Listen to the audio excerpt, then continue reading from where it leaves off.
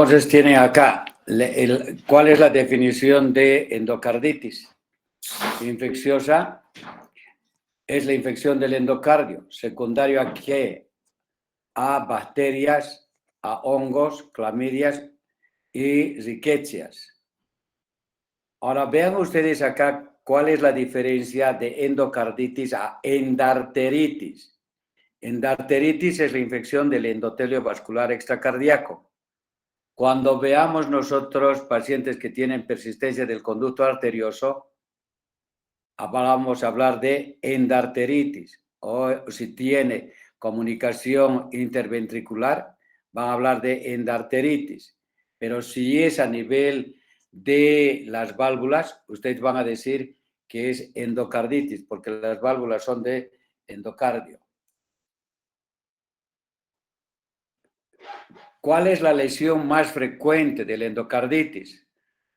Bien comentamos anteriormente de que la fiebre reumática afecta el 70-75% de la válvula mitral, 20-25% de la válvula aórtica y el 5% va a estar comprometida la válvula pulmonar y la tricuspidia.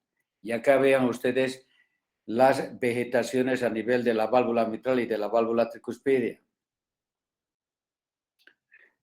Vean acá en la endarteritis, vean acá en el corte sagital acá de la diapositiva, el conducto arterioso y por debajo ven ustedes como racimo de uvas y eso son las vegetaciones y esto va a presentarse en el paciente que tiene cariopatía congénita del tipo de la persistencia del conducto arterioso. Eso es lo que van a llamar ustedes endarteritis, ¿ya?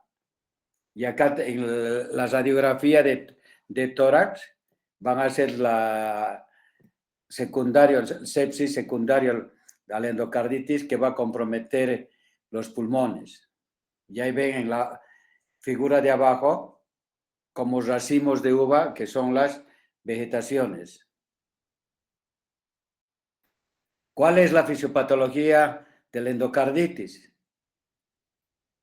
La lesión característica de la vegetación o verrugas, ¿por qué va a estar formada? Por acumulación de fibrina, leucocitos, plaquetas y bacterias. Entonces, por eso llaman endocarditis infecciosa, porque pues en el caso este va a estar la formación por bacterias. Vean acá la endocarditis infecciosa. Voy a pasar todo esto.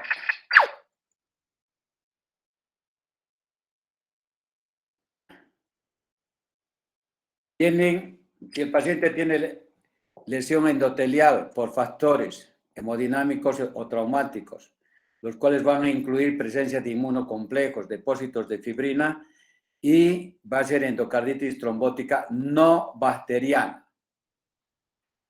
Ahora bien, si por otro lado el paciente tiene maniobras profundas o traumatismos de piel o las mucosas, pacientes que sean drogadictos o que tengan algún foco séptico, ¿qué es lo que van a condicionar? Bacteriemia transitoria, la cual va a condicionar adherencias y colonización. ¿Qué es lo que van a formar? Ahí van a tener ustedes la vegetación séptica. La vegetación séptica, si se desprende, ¿qué va a condicionar? Es embolia pulmonar o sistémica séptica. Puede condicionarles aneurismas. Y por el otro lado, la bacteriemia persistente va a crear inmunos complejos, trastornos autoinmunes, vasculitis y el compromiso a nivel renal va a presentar glomerulonefritis. Y en estos pacientes con endocarditis va a tener esplenomegalia y complicaciones extracardíacas o va a presentar manifestaciones cardíacas. Vean acá los racimos que ven ustedes ahí a nivel de las valvas, como si fueran racimos de uva, ¿ya? O sea, es muy claro, son piezas anatomopatológicas en las cuales ustedes van a ver cómo las vegetaciones producen destrucción de las valvas, van a perforar la valva, puede comprometer acá, como están viendo, los músculos papilares. Y si comprometen los músculos papilares, ruptura de los músculos papilares, van a tener ustedes insuficiencia mitral o dependiendo de la válvula afectada, si es la válvula mitral, insuficiencia mitral y va a llegar al edema agudo del pulmón y el paciente se muere si es que no es intervenido quirúrgicamente a tiempo. Vean las vegetaciones. Ahora, ¿cuál es la patogénesis? Obviamente va a depender del huésped, de la susceptibilidad. Ahora, ¿cuáles son los pacientes que van a tener mayor susceptibilidad a tener endocarditis? Van a ser obviamente los pacientes que tienen enfermedad cardíaca, pacientes que tienen válvulas protésicas, pacientes drogadictos, que van a ser endocarditis del lado derecho, pacientes que son sometidos a hemodiálisis y los pacientes que se les administra, se les coloca catéteres endovenosos, como son los catéteres a nivel de la aurícula derecha. Ahora, la bacteremia puede ser espontánea o puede ser secundaria. Espontánea, con la masticación o el cepillo dental o enfermedades periodontales. Pacientes que van a hacerse limpieza dental, lo que van a eliminar son sarros. Y si tienen lesión valvular, cualquier sea la etiología, ya sea insuficiencia o sea estenosis, ustedes tienen que tener mucho cuidado cuando les vayan a hacer limpieza dental frente a una lesión valvular previa que tengan o alguna cardiopatía congénita que tengan. Para eso vamos a hablar de la profilaxis que tienen que tener estos pacientes para evitar la endocarditis infecciosa. En la bacteremia puede ser secundaria. Y secundaria, lo que comentábamos, procedimientos dentales, las limpiezas, o pueden ser procedimientos gastrointestinales, respiratorios o geniturinarios. ¿Qué quiere decir? Que les hagan ustedes endoscopía alta o baja, o broncoscopías, o que les hagan cistoscopías, ¿ya? Entonces tienen que tener antibioticoterapia profiláctica. ¿Cuál es la característica de los microorganismos? Todo va a depender del tipo de virulencia del germen y la otra de la capacidad de adhesión al endotelio.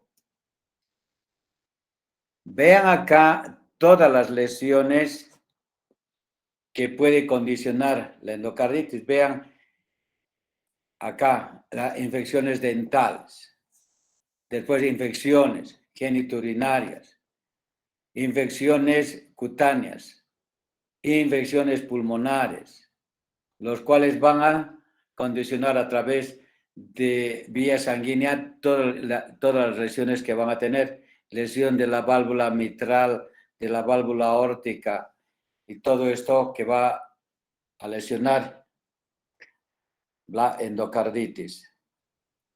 ¿Cuál es la mortalidad? La mortalidad de estos pacientes ocupa el 25 al 30% si no se trata al paciente. ¿Cómo clasifican ustedes la endocarditis? La endocarditis van a clasificar en dos tipos. Una aguda, que es cuando tienen afección a válvulas normales. Dos, depende del germen. Si es estafilocócica, va a ser más agresiva. En la aguda, el inicio va a ser en pocos días, pero la destrucción de las válvulas es más rápida. Y el paciente, si ustedes no tratan, el paciente se les va a morir en menos de 6 semanas. La endocarditis subaguda va a ser en válvulas anormales va a ser secundaria al Streptococcus viridans y las metástasis son poco frecuentes. ¿Quién me puede decir en la clasificación esta de las agudas, en las cuales tienen que no hay lesión de la válvula, en qué tipo de pacientes? ¿O cuáles son los tipos de pacientes que pueden tener endocarditis infecciosa? ¿Qué tipo de pacientes?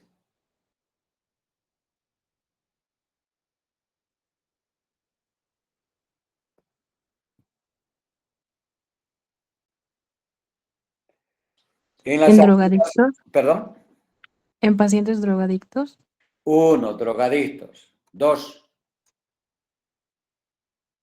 los que tienen ¿Inmunodeprimidos, doctor? inmunodeprimidos, pero con la característica de que tengan, por decirte, un catéter venoso central, ¿verdad?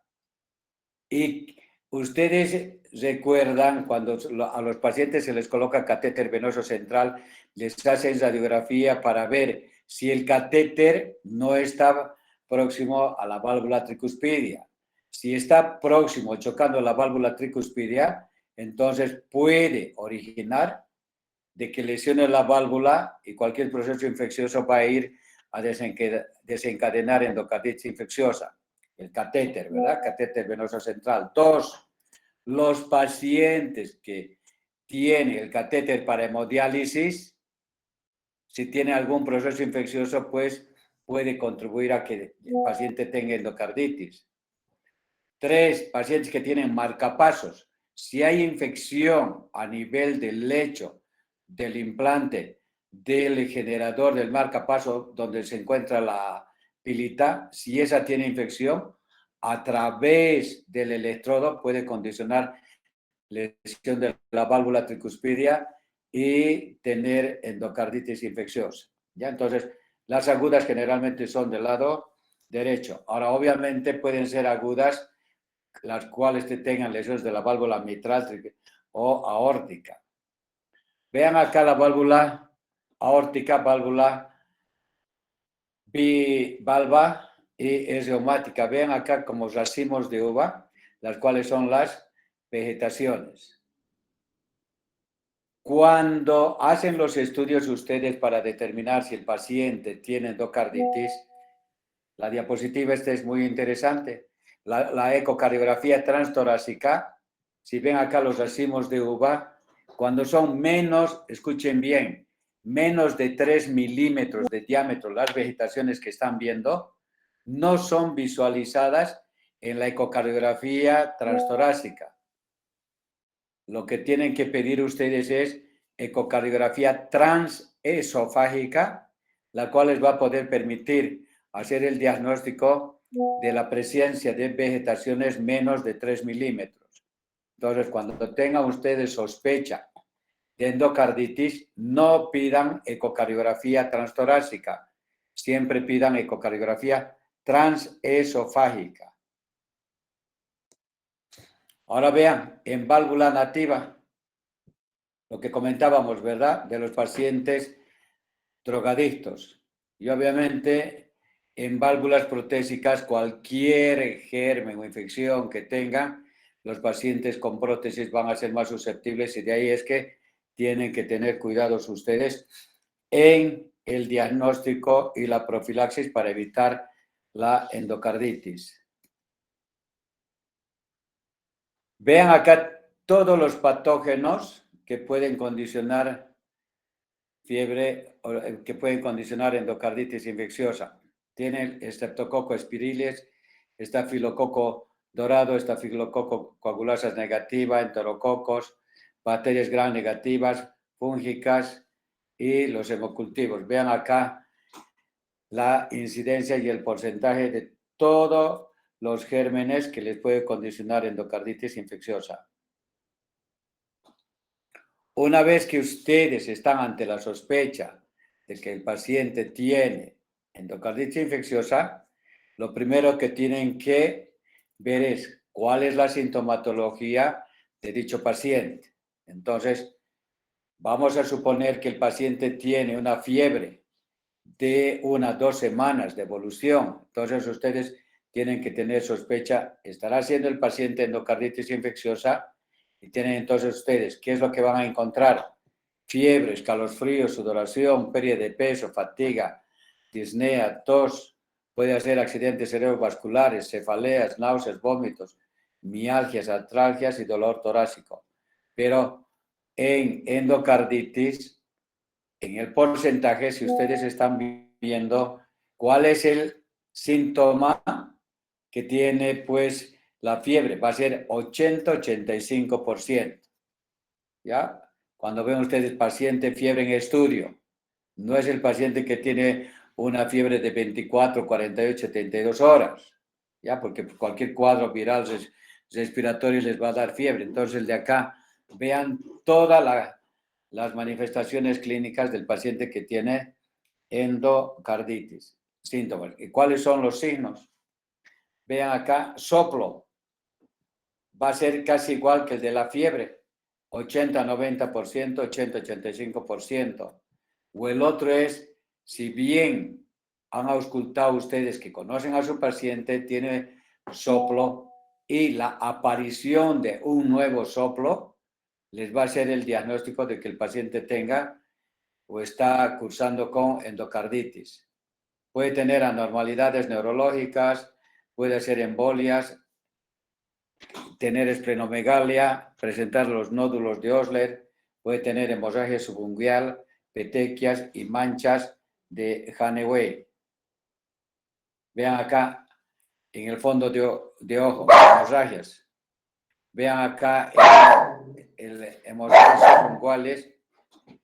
Va a tener acropaquias. Un segundito, por favor.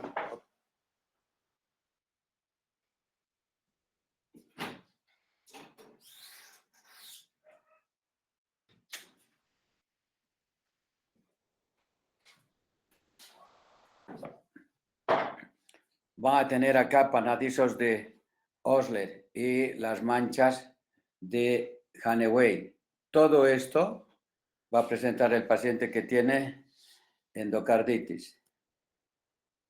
Vean las hemorragias subunguales, como cuando ustedes como astillas, vean acá en los dedos las hemorragias, vean los nódulos de Osler, las lesiones de Haneway, que son lesiones indoloras en las palmas o plantas secundarias a émbolos sépticos. Y vean acá las hemorragias subconjuntivales. Vean cuán rico es los signos, síntomas en el paciente que tiene endocarditis infecciosa. Vean, hay hemorragias en astillas, émbolos sépticos distales. Vean, lesiones vasculares, fondo de ojo. Vean los dedos, embolizaciones sépticas distales. Y acá tienen las hemorragias a nivel del cerebro, que son los aneurismas micóticos. Vean ahí el primer ortejo ahí, con necrosis, secundarios problemas de vasculitis o embolización sépticas.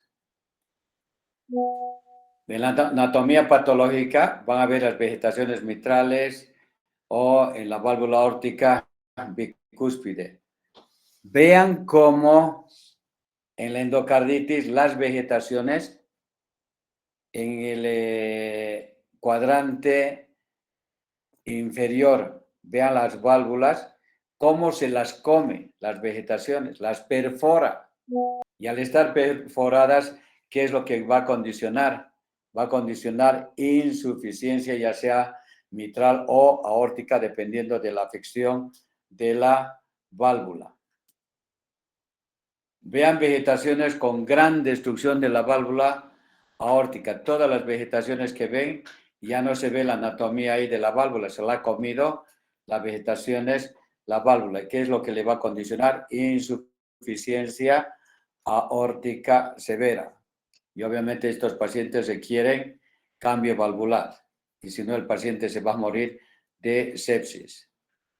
Vean las vegetaciones y vean la destrucción de las válvulas ahí en la válvula aórtica.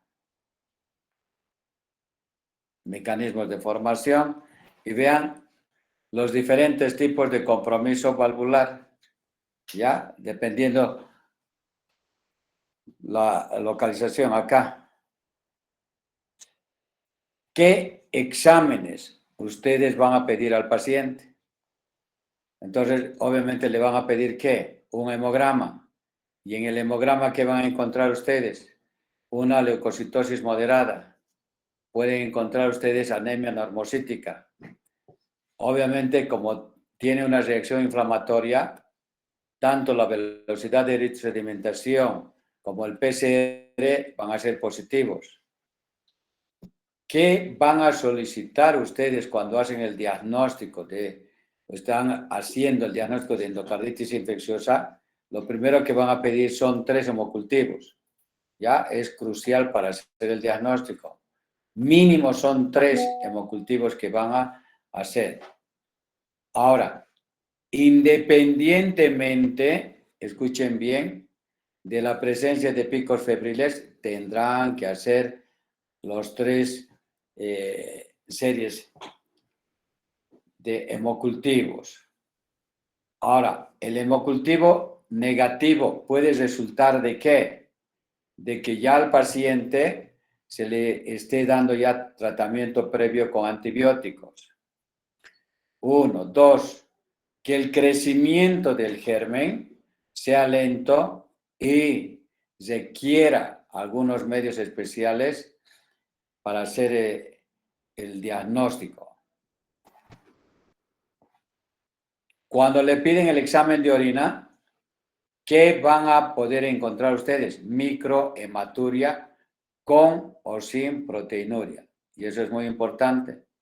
Como hemos comentado, hay reacciones inmunológicas y que van a tener ellos lo que llaman glomerulonefritis autoinmune secundario a la endocarditis infecciosa. En el electrocardiograma, obviamente, va a haber trastornos de conducción, bloqueos AB. Y en la radiografía que ustedes van a tomar, pueden ver derrame pleural, el paciente puede estar en insuficiencia cardíaca, pueden haber infiltrados no específicos por embolia, puede haber ensanchamiento mediastínico, desviación traqueal y todo esto.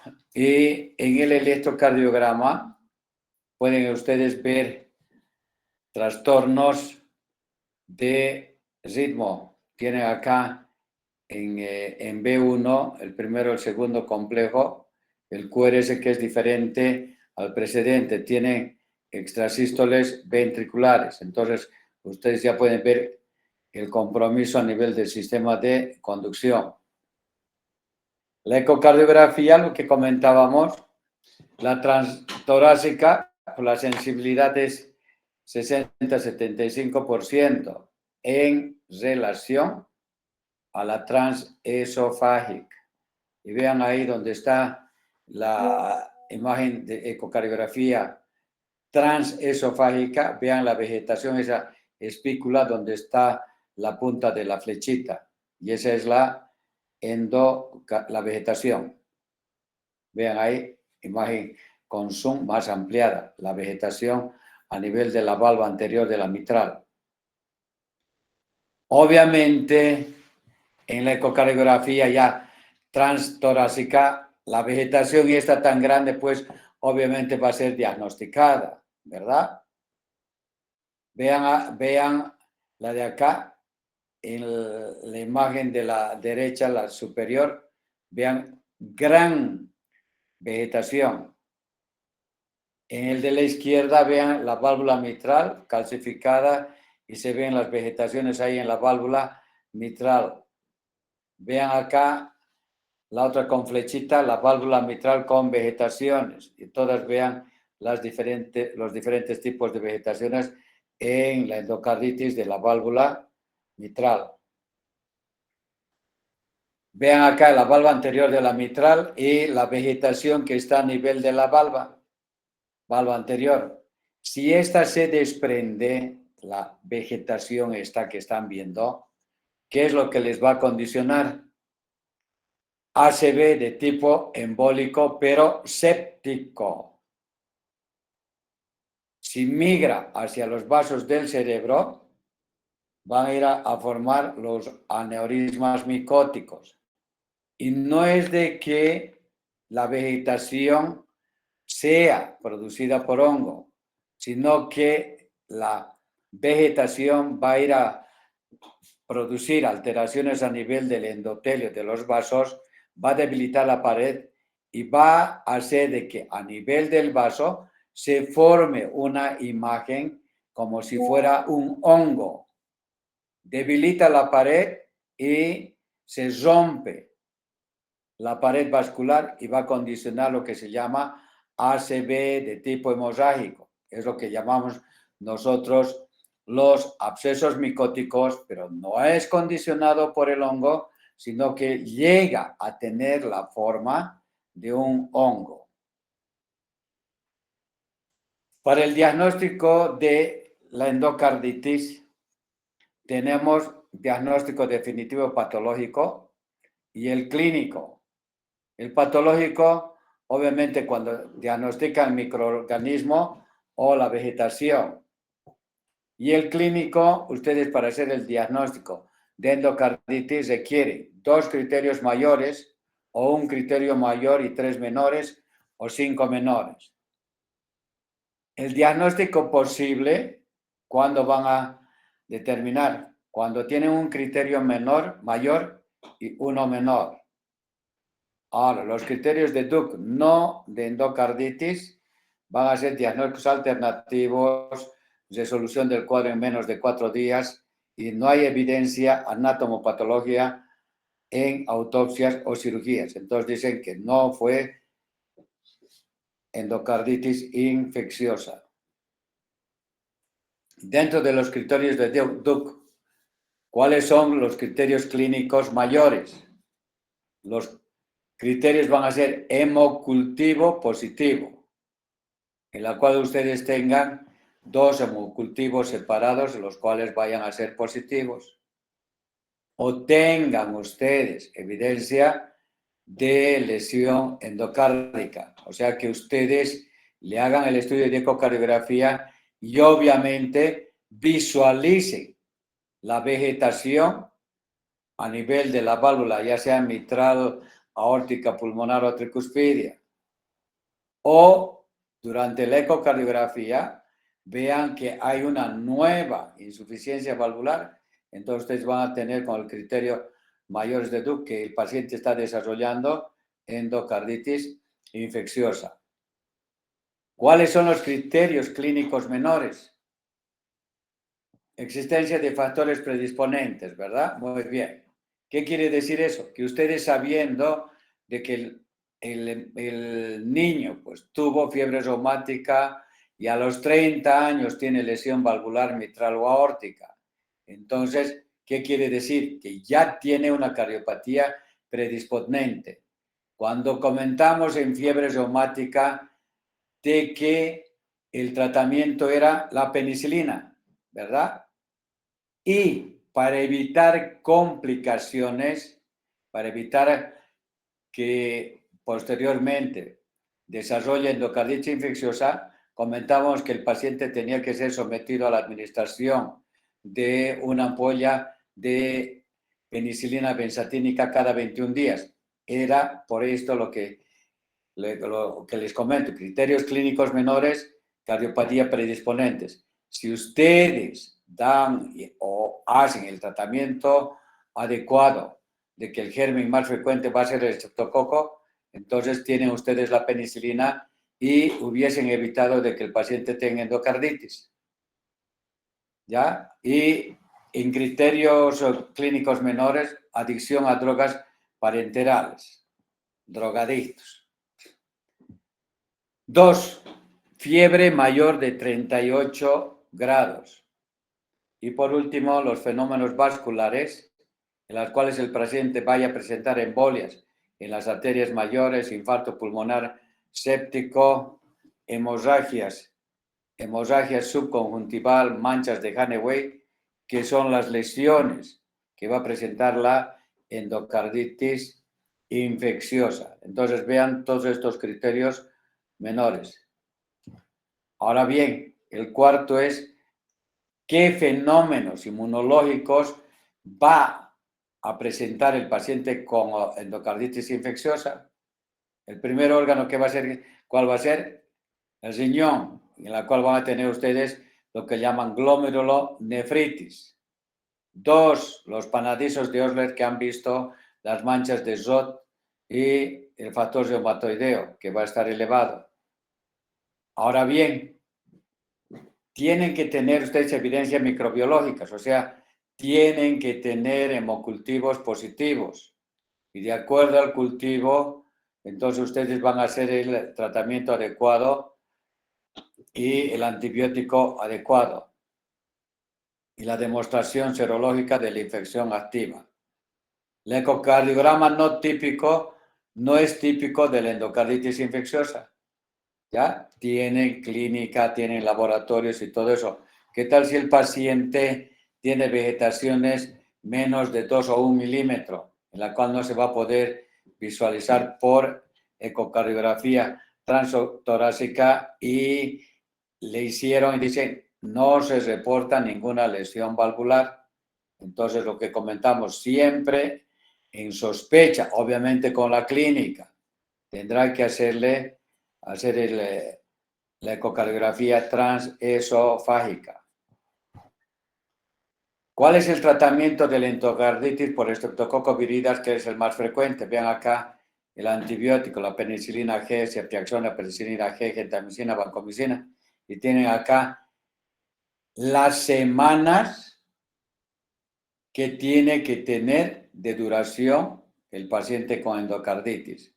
Si tienen acá la penicilina G, 4 semanas, ceftriaxona, 4 semanas, penicilina G más gentamicina, 2 semanas, vancomicina son 4 semanas y tienen las dosis las cuales ustedes van a dar al paciente. ¿Cuál es el tratamiento quirúrgico? ¿Cuándo le van a decir al paciente que va a ser sometido a cirugía? 1. Cuando le dan el tratamiento para insuficiencia cardíaca, pero a pesar del tratamiento, ustedes ven que el paciente no mejora. Entonces dice insuficiencia cardíaca refractaria al tratamiento. Entonces va a ser una indicación quirúrgica para el recambio valvular, dependiendo de la válvula afectada. 2. Que el paciente esté haciendo embolias a repetición, las que han visto ustedes, ya sea a nivel cerebral, ya sea a nivel pulmonar, o sea, o hacia el riñón, o distales, como han visto en las diapositivas. O puede tener un absceso septal. Entonces van a ser pacientes que requieren cirugía o pacientes que hacen endocarditis recidivantes o los pacientes que tienen el diagnóstico de endocarditis micóticas. ¿Cuáles son las complicaciones que va a tener el paciente con endocarditis? Va a ser que insuficiencia cardíaca, abscesos, trastornos de conducción, bloqueos AVs. Con el electrocardiograma ya ustedes pueden decir muy bien, tiene bloqueo, o sea, tiene su electro que es normal y posteriormente va a obtener bloqueo AB de primer, segundo grado, dirán ustedes, con el electrocardiograma, con la clínica, laboratorio y todo eso, que el paciente sí se quiere cambio valvular. Los pacientes que tienen aneurismas micóticos o insuficiencia valvular, pacientes que tienen prótesis y han presentado dehiscencia de la sutura o perforación del tabique o infartos renales. Van a tener pacientes candidatos para recambio valvular. Ven ahí todo, las vegetaciones y el tejido necrótico de la válvula. Vean acá una válvula aórtica y vean ahí la destrucción de la válvula.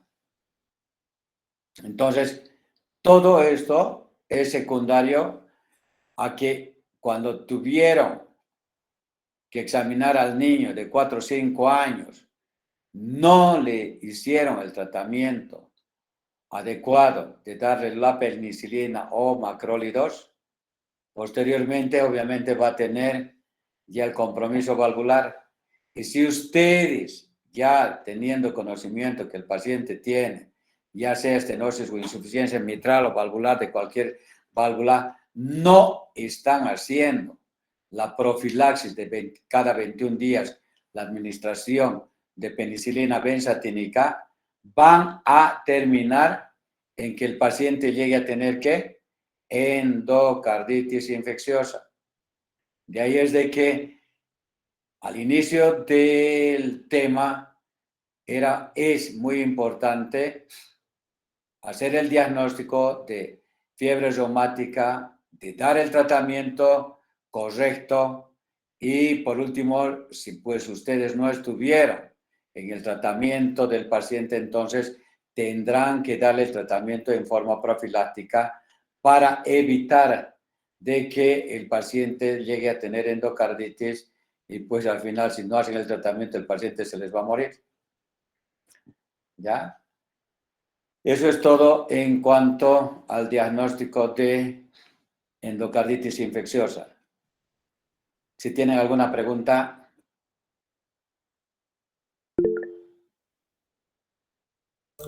Buenas noches, doctor. ¿Se me escucha? Sí, te escucho. Tengo dos preguntas en cuanto a los criterios mayores y menores de los criterios de Duke. Mencionó que los hemocultivos positivos de un microorganismo es un criterio mayor y el otro, la evidencia microbiológica. ¿No sería lo mismo? La evidencia, no, pues. Los cultivos te van a salir qué germen y qué antibiótico. ¿Lo ven? Ah, comunes. Comunes, sí. El otro, la evidencia, es que a través de la ecocardiografía vas a poder determinar si ya la presencia de vegetación. En uno, el hemocultivo te va a dar el tipo de germen, el tipo de antibiótico-terapia, qué antibiótico es sensible para el cultivo del germen. Y en el otro ya tienes a través de la ecocardiografía la vegetación. Y esos son criterios mayores en los cuales puedes hacer ya el diagnóstico y someterlo pues al paciente ya conducta terapéutica cuando esté indicado, ¿verdad? Pero con los dos criterios estos que tienes, harás el diagnóstico, ya tienes el diagnóstico y vas a hacer el tratamiento. Ahora, de acuerdo a la evolución, obviamente pues el tratamiento son 4 semanas, pero si ves en el transcurso de las 4 semanas que vayan a tener, el paciente se deteriora, hace insuficiencias cardíacas, tiene bloqueos y todo, entonces van a tener indicaciones quirúrgicas y no vas a esperar las 4 semanas, lo operarás a las 2, 3 semanas, pues. ¿Está bien? Está bien, doctor. Mi segunda pregunta era en cuanto a los hemocultivos. Mencionó que estos se hacen independientemente de los picos febriles. Correcto. ¿Me puede explicar esa parte? Antes, todos los estudios lo hacían o te pedían con cultivo con cuadro, con alza térmica, ¿no ves? Que tenga 38, 39. ¿Ya? Hoy en día puedes hacerlo el cultivo con o sin fiebre. Ya no es como antes que era en pico febril. Pero sí tienes que tener 3 muestras para poder documentar y poder aislar el germen. ¿Ya? No es necesario que esté con pico febril. ¿Cada qué tiempo según las guías, cada qué tiempo sería tomar el hemocultivo? ¿O es No, pero las 3 independiente? muestras se las haces cada 10, 15 minutos. Las Ah, 3 ya. muestras. Está bien, doctor. ¿Ya? ¿Qué pregunta más?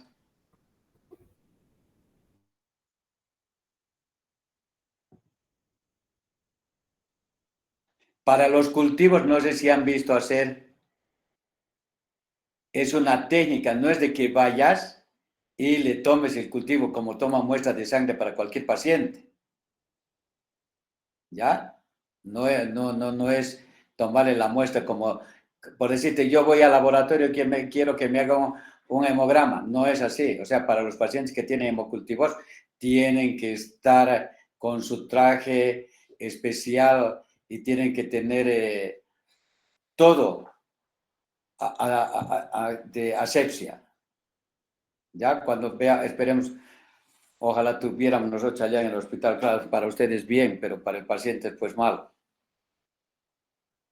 Para el día de mañana vamos a ver hipertensión arterial.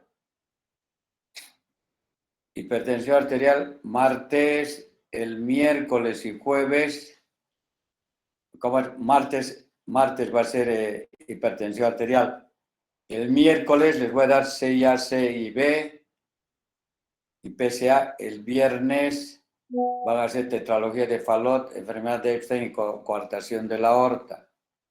¿Ya? Y pues y el lunes ya van a estar ustedes con el doctor Jaime Arandia. Ya, entonces mañana a las 7 nos vemos. Esta semana les vamos a dar todo online, ¿ya? Ahora, lo que no sé si para los de neumología o para las otras áreas, vayan a ser las clases presenciales.